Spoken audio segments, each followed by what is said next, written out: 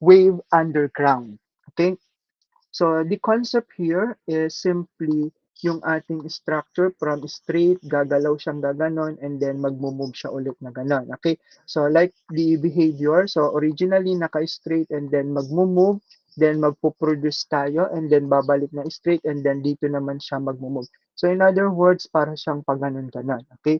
So that is the behavior na titingnan natin na kung saan yung paggalaw na yan class ay magpo-produce ng waves sa ilalim. So our goal now is to plot no the produce wave sa ilalim. So to assess the system of the singly uh,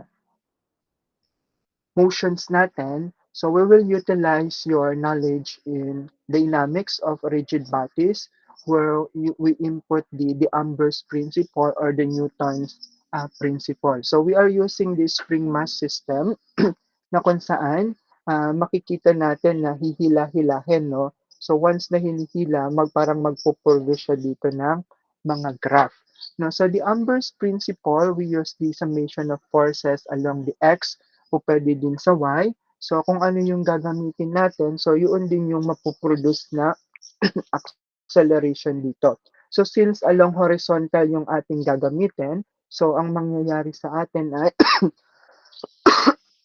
so kung i-observe natin yung mga forces na mag-a-act dito, of course, first, meron tayong forces due to the spring where yung ating coefficient no ng spring and then i-multiply natin sa kung ano man yung nagbago na changes ng length ng ating spring. And at the same time, yung ating body no sa kanyang centroid, meron niya ang nag-act na weight. And then since merong interaction yung ating surface, so ibig sabihin magpo-produce ito ng normal forces. And normally, no, yung produce na to is the coefficient of the friction times doon sa weight na meron tayo. Okay, so since ang ating goal lamang is along x-axis, so summation of forces, so lahat ng summation ng forces dito manggagaling and then equal to the mass acceleration, so dito tayo manggagaling. So kapag ni-utilize natin yung summation ng x natin, so ang mapoproduce lang natin dito is fx. And then naman, since yung movement na tinitingnan natin is along x, so mass times the acceleration component along the x-axis. So take note from the principles of the dynamics, no? So when we have position or distance, na kapag ka-derivative natin yan in respect to time, so lalabas natin yung velocity. And then kapag ka naman yung velocity, i-derivative natin in respect to time, magpo-produce tayo ng acceleration. That is why the acceleration along the x component is the second derivative nung ating distance. So it is also expressed in d squared x in respect to dt squared. So now the equation natin when we apply the equilibrium or the Amber's principle, so again all the forces along x, so from the dati ito lang x natin dito fs. So since going to the left siya, so negative since the assumption in general, positive going to the right. And then, yung mass natin and then the second derivative noong ating position since x then yung given dito sa atin. And then, lalabas dito, ita-transfer lang natin sa kabila. So we will produce these general equations of motion. And then right after, going back to your differential equation, so we will assume that the position no is equals to the constant and then e raised to st, where in this value should not be equal to 0. So we are representing the eigen's value of the equation. So pagka dinerivative natin to, ibababa nyo lang yung value ng s, and then pag dinerivative ulit, ibababa lang yun. So magkakaroon tayo ng s squared. And then, apply natin yung values na yan. So, since meron tayong generalized equation of motion, so yung values ng second derivative, which is equal sa s squared, C e raised to st, isa-substitute natin. So yung value ng x natin, so that is the c, the constant, e raised to st. So isa-substitute din natin siya in place dito. And then, simplify lang natin, no? So, maiiwan dito si ms squared tsaka si x tapos ilalabas. So, pinactor out lang natin siya. So, equal to 0. And also, this equation, no, po pwede pa natin ito mas simplified using the some characteristic. So take note na kapag ito is dinala natin dito, so magiging 0 na siya. So maiiwan lang sa atin si ms squared plus k. And then, so kung gagawin natin dito, no, yung s squared, ililipat natin si k dito, so maiiwan si m. So we will produce this equation. And then right after, kapag ka naman in-square root natin both sides, so makakaproduce tayo ng roots na value ng s. And then, since negative itong nandito, ilabas natin yung value ng ating uh, mismong imaginary line and then maiiwan sa atin to. And if we remember, no, the value of k is somewhat related doon sa mga column natin na kung babalikan natin sa RCD, that is the 12EI over dun sa H cube wherein that represent yung stiffness ng ating column. Now, it's also kapag ka meron tayong constant related to the mass, no, it is also recalled during the mechanics of particles and dynamics of rigid bodies natin, it is so-called the natural circular frequency, which is represented by pina-RT na W with the subscript na N. And then the units natin should be in radian per seconds, wherein the K natin is derived natin from the spring constant and then the mass noong body na considered natin. Okay? So given that, so, isa-substitute natin yung value na yan. So, this one should be equal na dun sa pina-RT na W with the subscript na N that refers to the natural circular frequency. Therefore, yung roots natin na dalawa will be equal to this equation knowing that the W na pina-RT with N is equivalent to this value. And then, since meron tayo, so kung babalikan natin no, yung solution, so from the x na original natin, papalitan natin yung roots since nagkaroon tayo ng dalawang roots, isang positive at isang negative. So, i-substitute natin yung nakuha natin. And then right after, kung babalikan naman natin yung Euler's formula natin no, sa ating mga advanced math, so yung value ng imaginary natin would be equal to this value. And then, isa-substitute natin yan to this equation and then we will arrive to this system. And then, isi-simplify siya and then magpuproduce tayo ng ganitong values.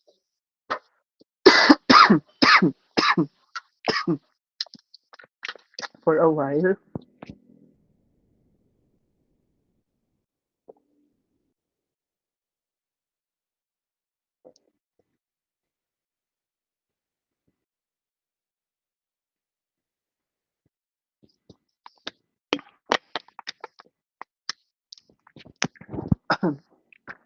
and then right after natin makuha yon, so we will evaluate no on some concept on mathematics that the value ng C1 since itong dalawa na to ay constant at imaginary.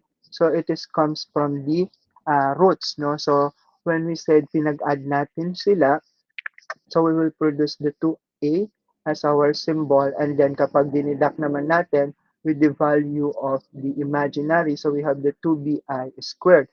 So assuming na ang a1 natin is equals to 2a and assuming na ang ating a value is equivalent to negative 2b. And then apply natin to the general. So yung C1 plus C2 na inassume natin na equals sa 2A and A1. So papalitan lang natin to ng A1 and then yung dinidak natin dito, papalitan lang natin to ng A2 as our assumption. And then right after, so simplify pa natin. So kukunin lang yung value ng roots na to.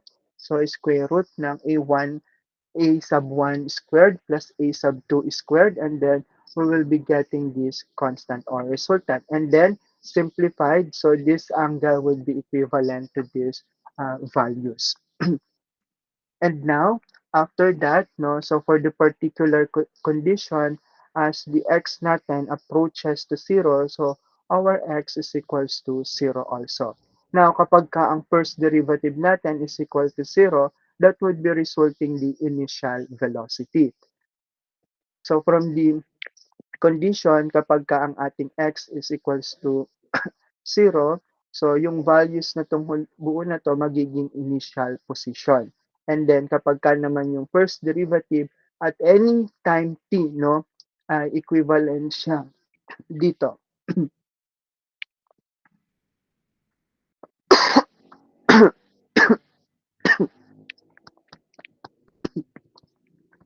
So with that, mag-a-add ka lang dito ng dalawang roots. And then right after, yung as x natin initially 0, no, would be equal to this one.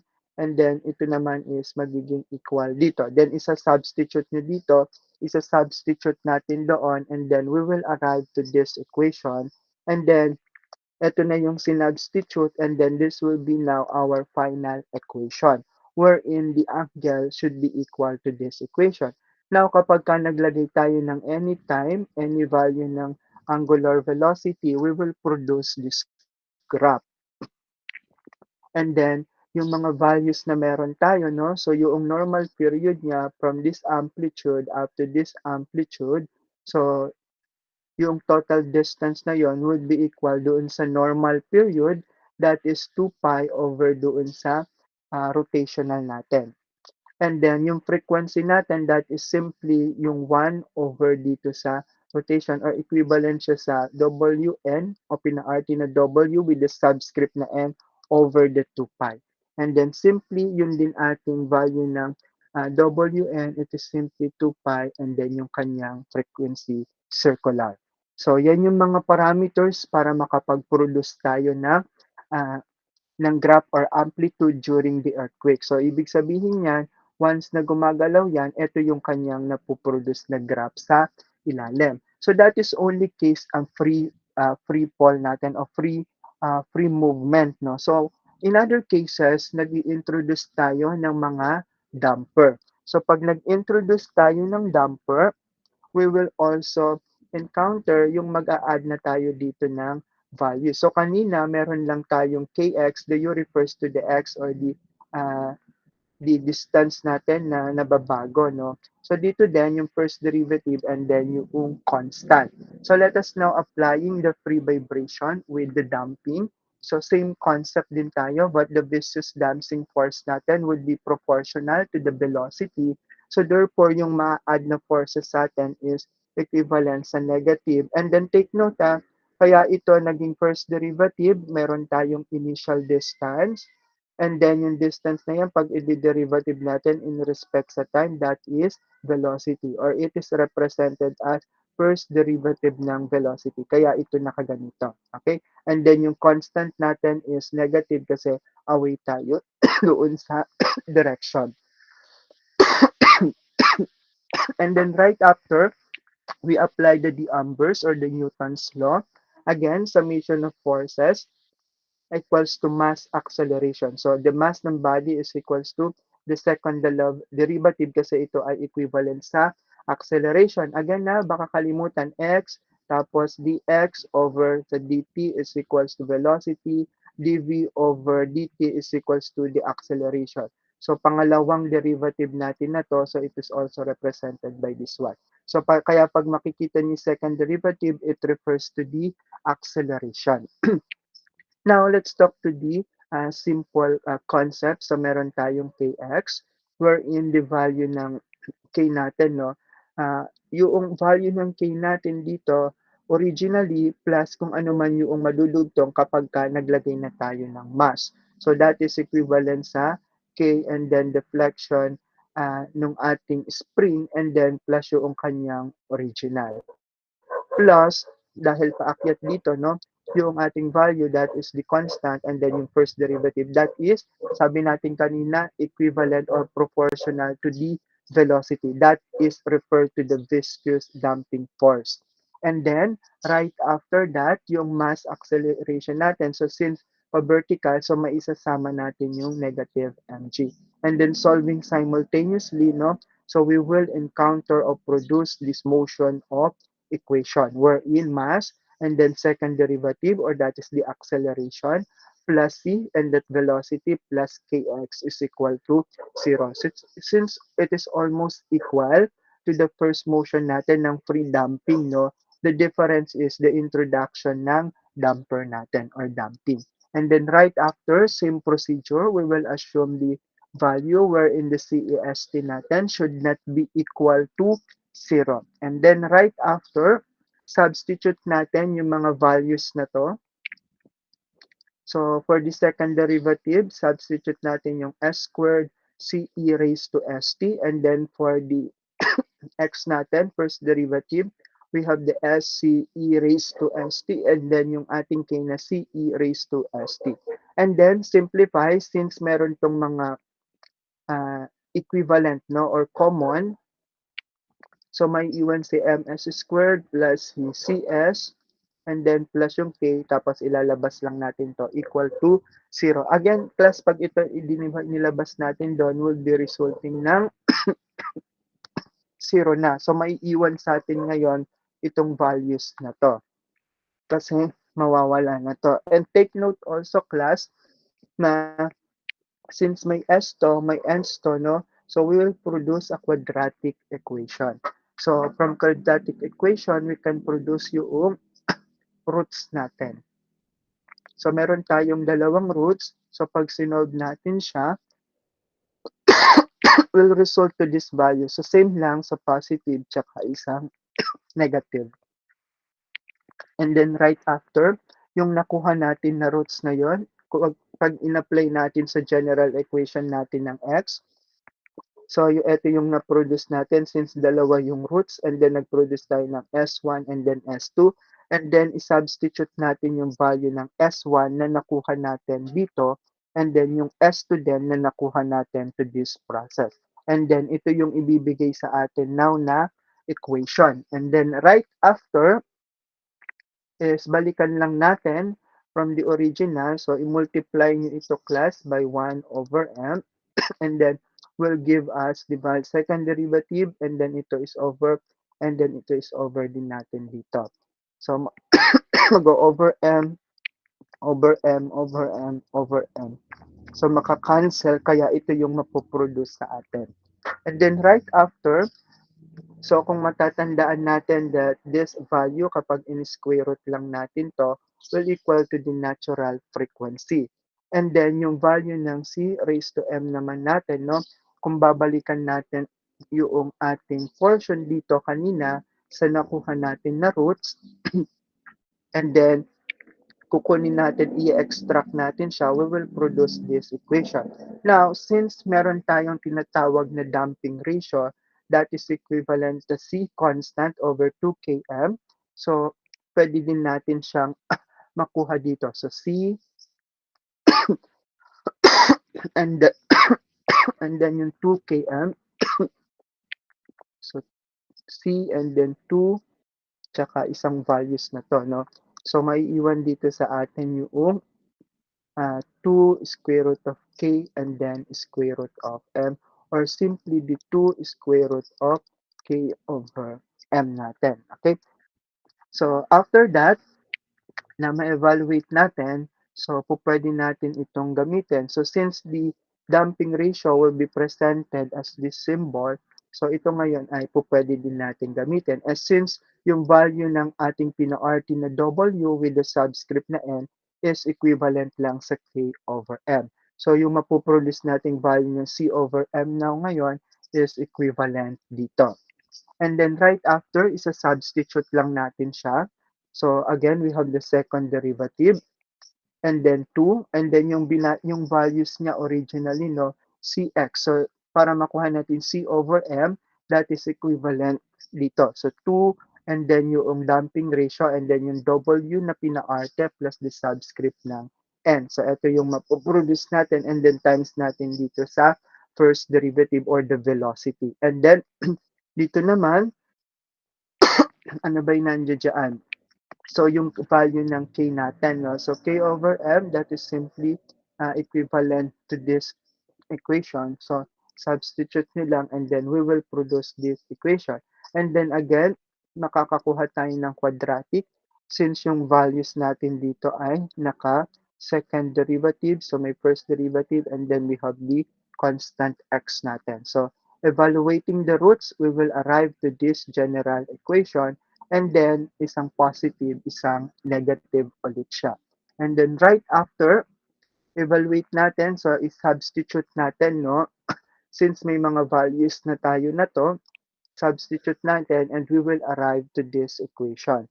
And then right after dyan, yan na yung magiging mismong main equation natin kapag ka-involve yung damping. And then we have a different damping depending on the ratio. So meron tayong tinatawag na undamp, underdamp, critically damp, at saka overdamp system. So kapag ka-undamp, ang basis natin is yung damping ratio which is equal ito dito sa symbol na to or simply ito yung tinutukoy niya na damping ratio. So yung ating constant ng damping na C and then yung 2 and then divide mo sa spring constant and then the mass or the spring or the K natin will represent sa structure as the Euler's or the so-called stiffness ng mga column. And then from the every given types of system, we have the value of the roots.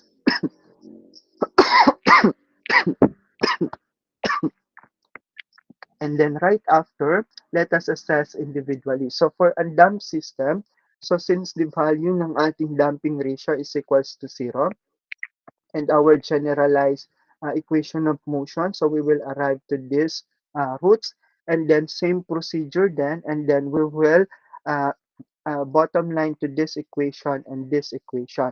And then yung parameters na yan din yung gagamitin natin to plot no, yung magiging values natin. So for a damp system na kung saan yung damping ratio is 0, ito yung umpisa lang din no, kasi wala tayong in-apply doon eh. So ito yung ating wave sa ilalim. And then right after, kapag ka naman under damp tayo, we're in less than 1, yung value ng ating damping ratio. So, ang magiging values na ng roots natin na to is ito siya, no? And then, we can produce this equation and this equation utilizing, no, yung since may value tayo ng damping, so gagamitin natin yung kanina na may introduction or injection ng damping. And then we will produce this graph kapag ka under damp system tayo. The under system damp then can also presented no in a single cosine concept and also in a single sine concept. So it depends doon kung i-recall nyo yung Euler's natin to give us the value ng mga system. And then, another form natin is the critically damp, which is our main concern, na kung saan ang damping ratio is equal to 1. So, we will produce a roots of negative W na pinaarte and then subscript na N, which refers to the uh, angular natin na frequency. And then, we will arrive to this general equation. So, this equation will produce now, no, these variables, and then we will produce this equation now for the simple critical damp system. Same with the overdamp system wherein greater than 1 yung mapuproduce natin na damping ratio. So we will extract the roots na equivalent to this equation and then right after is magpo-produce tayo ng system and variables na ipa-plot natin and then ganito yung kanyang magiging itsura. So those are the system para sa ating damping if ia-apply yung damping which is kailangan talaga no sa matataas na building. So minsan kung hindi man damping so makikita ninyo merong mga bracing yung steel nila o yung kanilang structure. So po pwede din to in place doon sa dampers. And then kung i-compare naman natin yung mga different motion, yung overdamp, critically damp, tsaka undamp with zero, tsaka yung underdamp natin, so ito yung magiging responses natin. So with that, the most critical is still yung equal to 1 kasi isang biglaan lang yung ibibigay niya sa atin 'no, sa earthquake talagang isang malakas lang. Wala ng mga aftershock pa na magaganap. So dun natin titingnan yung pinakamalaki na